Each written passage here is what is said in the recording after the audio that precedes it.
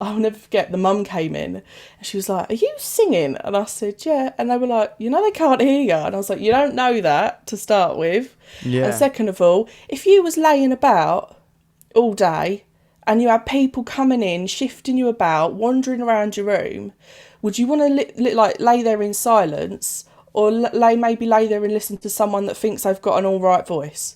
How are you, Charlotte? All right? I'm all right. I'm all good. Dude, I'm so excited to talk to you today. I'm like, it's so amazing to see you. Like, I'm one thing I'm struggling with right now is not being able to like see you a lot and talk to you a lot because It's the shows mental. are. I think everybody's like, I think as much as you're looking forward to getting back into it and you keep saying it's going to be mental, it's going to be mental, I don't think you're ready for like all of us lot, to be honest with you. No. I think you're going to be like, "Nah, this is mental, I need to go and have a sit down." This is too mad.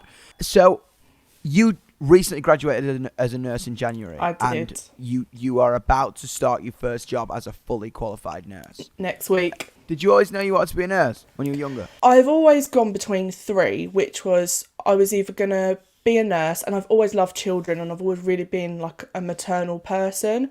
So I was like, I want to do children's nursing, or I wanted to be a special effects makeup artist. Wow. Or my other one was I wanted to be a performer. Like, I wanted to be like a recording artist. You should have seen me when they sent me this mic setup. I was like, "Mum, my dreams come true. Look, it's like I'm going to record It's a an real album." mic. I can I sing. know. I was like, "Look." But yeah, but they were like my dream. What was it like working on a cancer ward, or an oncology ward? Before I went on it, I was like, "Oh my God, I can't do this. I'm not going to be able to do it." But when I got on there, the beauty of a children's hospital is the atmosphere. It's gorgeous. I loved it. When you hear the word cancer ward, you think, "Oh my Lord, oh my God, I can't do it. And it was heartbreaking.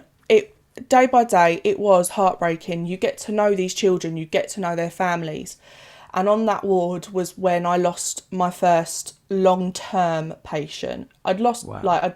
I'd experienced losses from patients before, but this patient was my first long-term, and I'd been looking after them for 3 months and sort of seen their decline, and it was difficult, but again, you get on with it.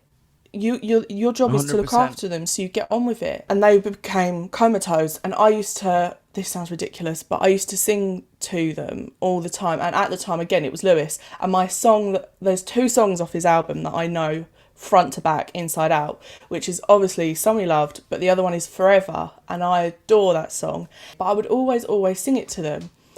And then I'll never forget, the mum came in and she was like, "Are you singing?" And I said, "Yeah." And they were like, "They can't hear you." And I was like, "You don't know that to start with. Yeah. And second of all, if you was laying about all day and you had people coming in, shifting you about, wandering around your room, would you want to lay there in silence, or maybe lay there and listen to someone that thinks they've got an all right voice?" I think you're incredible, Shaw. I think amazing.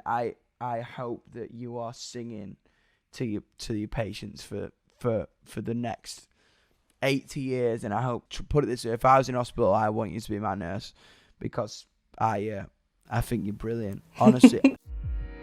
BBC Sounds, music, radio, podcasts.